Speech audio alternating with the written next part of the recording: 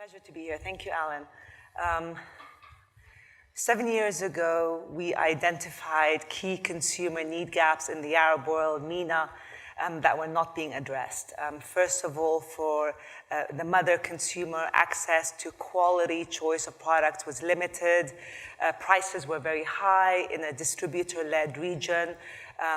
Information about these products for this risk-averse information-hungry consumer was also limited. Arabic information was non-existent.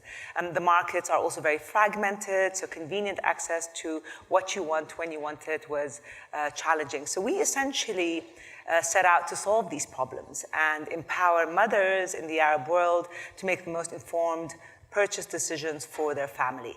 Now, we had the consumer need gaps that were clear, but there was also very unique and important market fundamentals that we identified. We heard earlier some sobering numbers on the Middle East region, but there are some also not so sobering numbers. First of all, if you look at the GCC markets, 5 out of 6 of the GCC markets are very wealthy. They rank among the top 15 in the world in GDP per capita. Internet penetration and adoption is very high. If you look at UAE, it's #1 in the world in smartphone adoption. Saudi Arabia is #6. Saudi Arabia ranks #1 in YouTube downloads per day at 285 million downloads. So a very engaged online consumer. We also recognized that e-commerce was the last frontier in the region. Less than 1% of retailers were online, but we saw that the potential to grow was tremendous. When we started, e-commerce was valued at $15 billion. At the rate of growth it's at today, it's going to reach $200 billion by 2020. Wow. And then last but certainly not least, if you look at our vertical mother, baby, and child, you have 10 million births per year, and you have a mother and baby retail segment that's over $60 billion. So consumer on one side, market on the other, you bring them together, and what we wanted to do is we wanted to create the biggest mother, baby, and child story, empowering mothers in the Arab world and becoming indispensable online extensions of their life. Now, Mona, over the last 7 years, you guys have gone from being a startup, an idea, to really what we would call a scale-up, right? This is now starting to be a big, fast-growing company. Can you tell us a little bit about where Mum's World is today? What markets are important to you? Kind of what milestones are next for you? Great. So we were the pioneers, and we have been leading the vertical space for the past 7 years. We've been growing on a vertical trend since the beginning. We've shipped to 20 countries across the region. We've reached over 2.5 million mothers, which make us the largest reach of mothers in the Arab world. We have over 250,000 products, of which 20,000 are exclusive to Mum's World. Essentially, the brand has truly become the go-to destination for global brands that want to reach this affluent customer.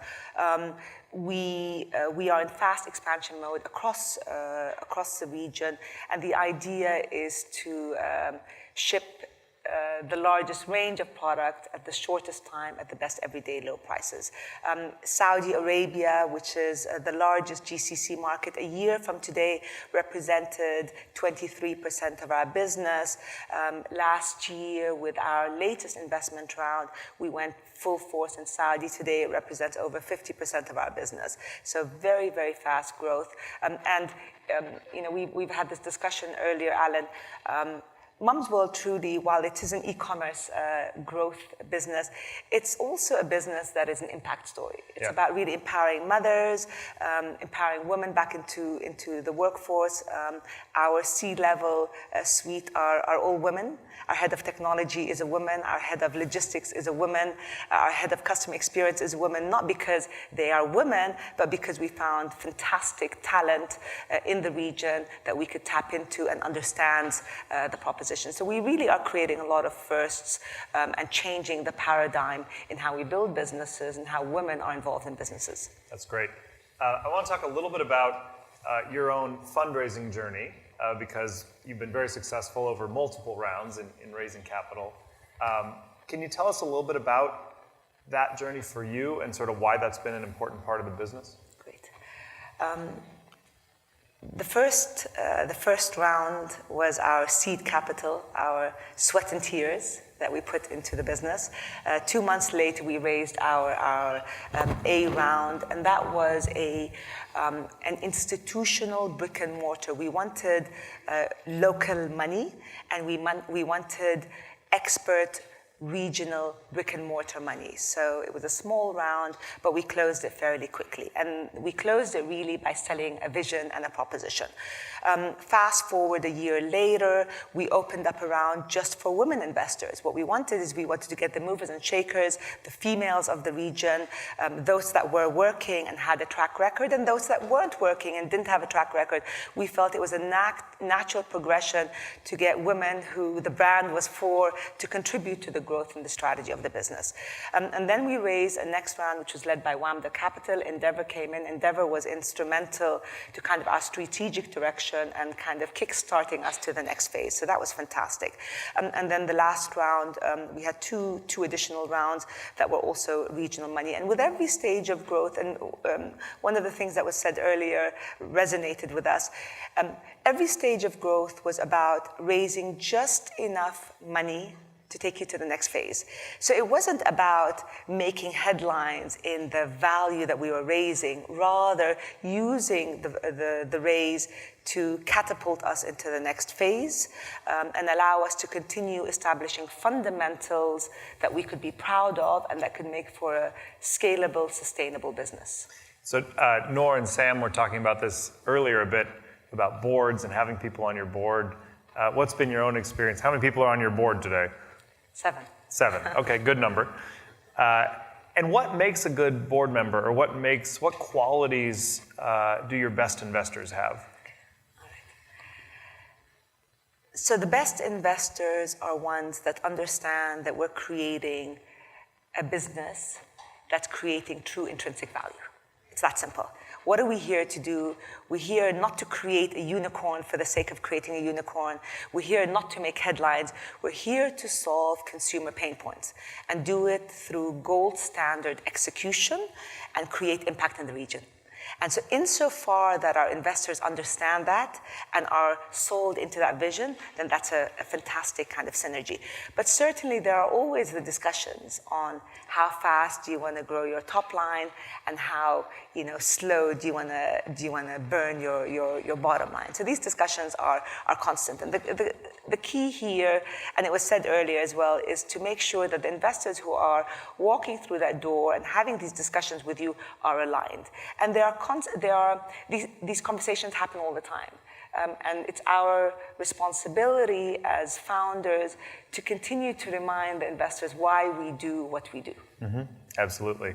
And I think in many ways, and we've talked about this a lot over the years, it's more than just those 7 people on your board, but it is the communities you immerse yourself in and the networks that you're a part of. And I think that's what TechWadi has really developed into over the years, and certainly what Endeavor has tried to build. For you as a founder, what's been the importance of a mentor network or a group like Endeavor or like TechWadi, or having kind of networks of people around you as you've gone on this journey?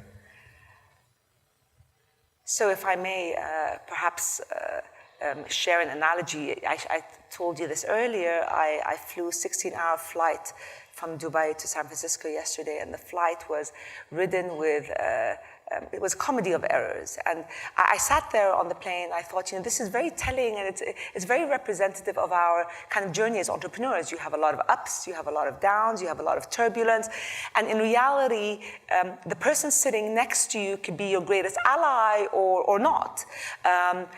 So Endeavor came to us in the early phase when we were ready to start scaling very fast, and in a very lonely journey and in a very turbulent journey gave us a kind of a support network, recognizing that we weren't alone, recognizing that we could tap into experts around the world that could tell us we were crazy, and that was okay to be crazy, but then give us the other side of the story. So for us, it was instrumental. And I think, look, I today in my career do a lot of mentorship, and I recognize also the growth for me personally in doing so, and I tap into that with Endeavor as well. That's great. That was my timer, so that means we have 30 seconds. Last question. For folks in the room who live in California, who are interested in the region, what would you say to them, advice on sort of how they could get involved or get more exposure to amazing stories and companies like Mum's World? So look, the region is truly blue ocean opportunity. It's a gold mine of opportunity because the need gaps among the consumers are tremendous. I've been an entrepreneur in the region for 18 years now. This is my second successful startup, and this is just the beginning. So the only thing I would leave is a huge market, wealthy market, lots of need gaps that haven't been addressed. For businesses like us, we love to tap into talent in the region. We're starved for talent, so this is one area that we look at. Great opportunities. There's a chance to kind of run with them, and now's the time.